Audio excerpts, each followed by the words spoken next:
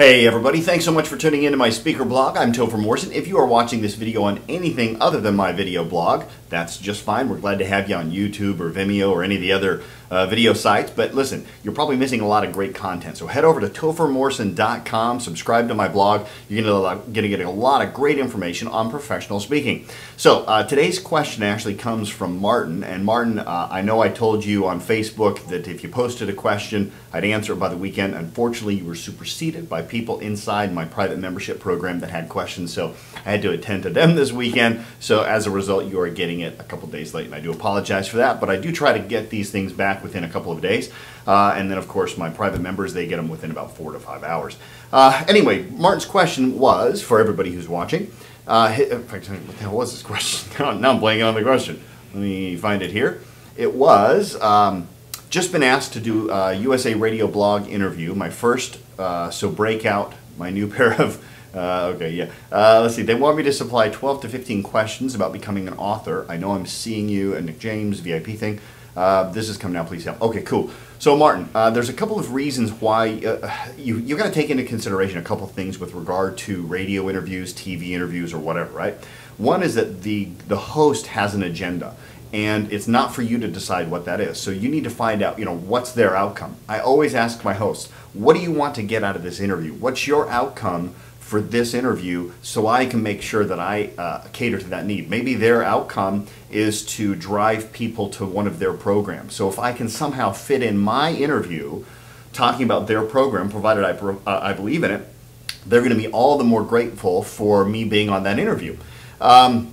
However, if their outcome is just to have something entertaining, provide a lot of value for their current guest, well, that's fine too. So just find out what their outcome is and make sure that you have structured in your way, in your thought process, ways in which you can endorse their programs or at least reinforce their outcome. Then you have your outcome. So there's usually two types of outcomes during an interview. One is for you to sell your product, or number two is to use the interview as a springboard to a greater interview. So for example, let's say if I'm doing a local TV show, I may not care about selling my products, but I will care about creating an awesome interview, so then I can submit that into a major network. They can see that I'm comfortable on camera, and then I can get a bigger interview on a bigger network, on a nationwide channel or something like that. Then when I'm there, my intention shifts to, now I'm here because I want to sell some product.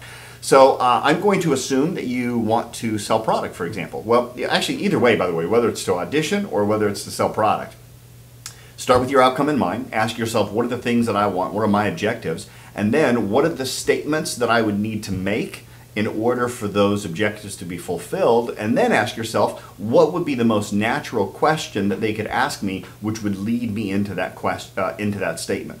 There's how you build your questions in very short order. Now, having said that, let me give you an extra tip, and this is something I go into in great detail. I provide samples with inside bulletproofspeaking.com, which is my private speaking membership, and I'd recommend everybody join that if you're watching this video. I go into a lot of detail about making sure that you think in terms of systems and only do things once. So the fact is, Martin, you're getting an interview right now, an interview opportunity right now. You're going to have many more in the future. So what I've done is I've got like my 3 main interviews that I use. Maybe it's to promote my book, or it's to promote my speaking membership site, or it's to audition, right?